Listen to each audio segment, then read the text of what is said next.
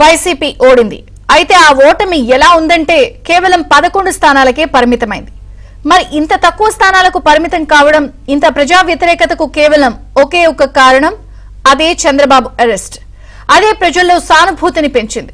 అక్రమ కేసుల్లో ఇరికించి జైలు పాలు చేయడంతో మహిళల్లో సానుభూతి వెల్లువెత్తింది. అవే ఓట్లుగా మారి ఈవీఎంలు బద్దలు కొట్టింది.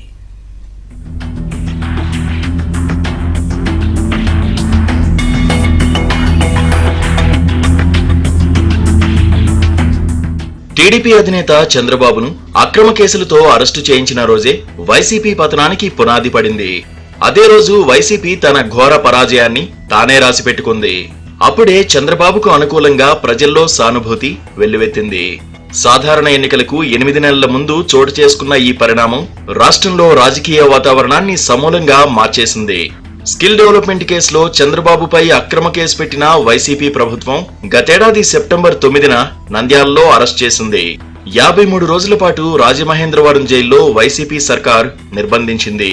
ఈ పరిణామాన్ని రాష్ట్ర ప్రజలు జీర్ణించుకోలేకపోయారు.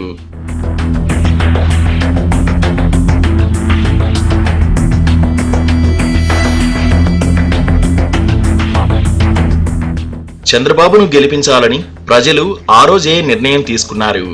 గత నెల 13న జరిగిన ఎన్నికల్లో ఆనాటి కసి ఓట్ల రూపంగా మారి ఈవీఎంలను బద్దలు కొట్టింది.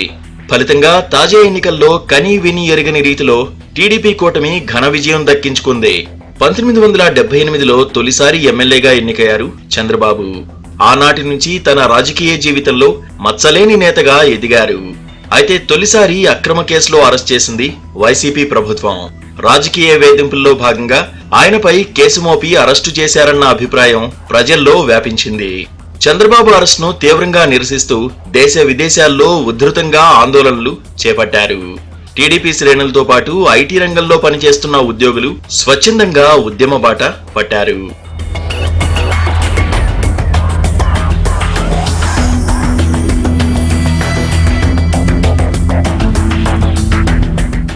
ఐటీ ఉద్యోగుల ఆందోళనలను అడ్డుకునేందుకు బీఆర్ఎస్ ప్రభుత్వం చేసిన ప్రయత్నం తర్వాత జరిగిన అసెంబ్లీ ఎన్నికల్లో ఘోరంగా ఓడిపోయింది. చంద్రబాబు విడుదలయ్యే వరకు ఐటీ ఉద్యోగులు నిరసనలు చేశారు.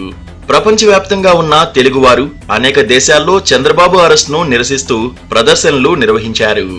చంద్రబాబు అరెస్టు తర్వాత ఆయన పరపతి భారీగా పెరిగింది. జైలు నుంచి విడుదలైన సమయంలో చంద్రబాబుకు ప్రజల నుంచి లభించిన నీరాజనం అపూర్వంగా నిలిచింది. రాజమండ్రి నుంచి విజయవాడ వరకు ప్రజలు రోడ్డుపైనే నిలిచారు.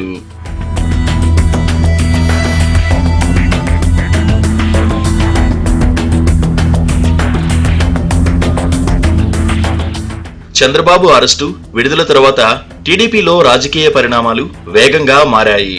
వైసీపీని గద్దెదించడమే లక్ష్యంగా జనసేన అధినేత పవన్ కళ్యాణ్ టీడీపీతో చేతులు కలిపారు. బీజేపీని కూడా కలుపుకుని వ్యూహాత్మకంగా అడుగులు వేశారు. చంద్రబాబు అరెస్టుతో ప్రజల్లో పెల్లుబిగిన ఆగ్రహం అనంతరం కూటమి వ్యూహాత్మక ఎత్తుగడలు వైసీపీని భూస్థాపితం చేశాయి.